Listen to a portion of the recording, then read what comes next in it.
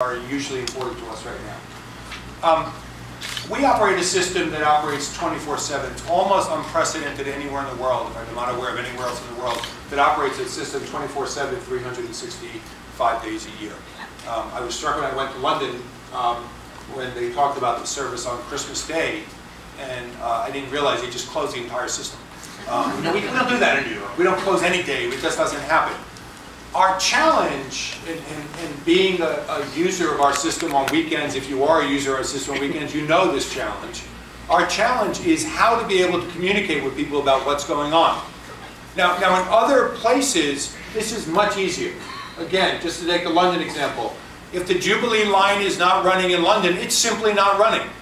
Because there's one track, and if it's not running, there's nothing else that's going here.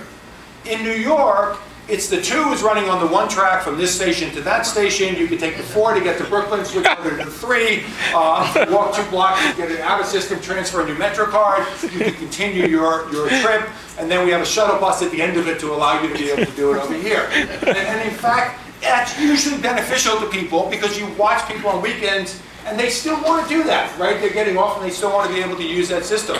It is enormously complicated to communicate. Enormously complicated to communicate, and I would say we are failing over and over and over again at being able to do that. Well, maybe we can find better ways of being able to do that. Maybe we can find ways to be able to take some of the tools that we have for trip finding planning, combine them with information about what's actually going on to be able to tell you the system is not operating in its normal way right now, and actually give people some comprehensible way of finding out that I actually, if I want to get from 96th Street to Chambers Street, how I actually do that. Or if I want to go out to Shea Stadium or to Citi Field, how I actually do that if things aren't happening and stuff like that. We haven't yet cracked that, and we could, right? It's in our wherewithal to combine that. Maybe that's what Ernest meant when he put the word mashup in my head. But that's some of what we can do. Maybe it's a maps thing, but just think of that problem. Because I think that is one of the most vexing problems we have. It affects us particularly at weekends. It affects us particularly in late nights. And those are times when we run less service. And it'd be, it's really a shame if you can't actually have the confidence about what's going on. So I think that's a big one for us. A second big one for us is actually the whole question of countdown clocks for buses. And let me give you the point here. There are 3 parts to getting countdown clocks for buses, and they're 3 separable parts. The first part we have to take care of, and that's that we have to have some system of knowing where the bus is, right? That's likely to be a GPS system. It's actually not very hard to do today. Any of us can walk down to Best Buy for $100, end up with a GPS in our car.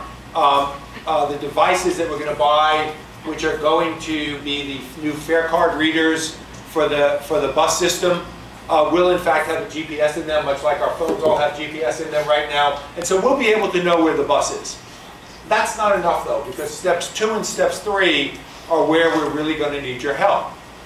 Knowing where the bus is doesn't answer the question of how long will it take for the bus to get where I am. That's what people want to know.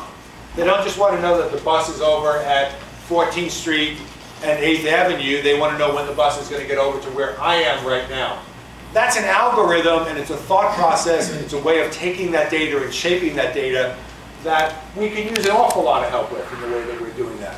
And I'm sure many people will have great ideas about how to be able to pick that up and use that in a real-time fashion to be able to get people that kind of information, which then brings the third challenge. The third challenge is, once we actually have that information, how do we get it to people? How do we find ways of being able to get it to everybody's devices in the way that best meets them?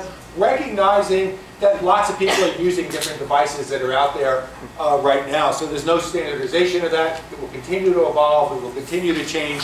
And in our city, it's not good enough to say that we just have the greatest, newest way of doing this for the next generation of the iPhone or Google phone or whatever it is. But we also need to be able to have it for the Verizon 1999 phone or the other way of doing it like that, and how do we solve some of those problems that are taking place? Because our ability to be able to do these things that cut across the social and economic boundaries of which New York is such a melting pot is some of the power that we need if we're going to do it here. And so that's another area where I think you can be hugely helpful to us in thinking about how we're doing that and how we're able to be able to do that. Just as two ideas about this. Let me give you my third and final one.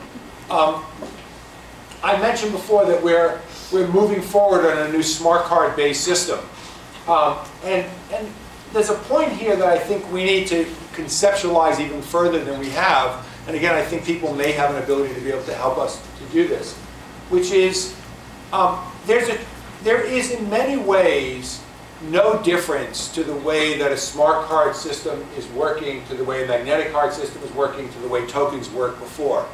But I think we can divorce that dramatically and change that dramatically, particularly if we're thinking about our commuter railroads. We want to break down the barrier of how do we use this type of technology on our commuter railroads, where we have distance-based fares, where we don't have barriers, where we want to make our staff that much more effective, right? Think about the process we have today. The process we have today is we walk blindly down a commuter rail car asking everybody if they have their ticket. The process we really want to know is he has a ticket, he has a ticket, he has a ticket, he has, oh no, that person doesn't have a ticket, I'll go collect the person from that ticket. And if I can know that and direct my resources to that, I've saved a whole bunch of resources that actually exist in our system that would be doing nothing more than checking what I could otherwise know already. Anyway, 3 ideas for you. If there are ways of getting at that, just to give the final point, and just so there's no misunderstanding, there is absolutely no competition between New York and Boston in this regard, other than we don't want to be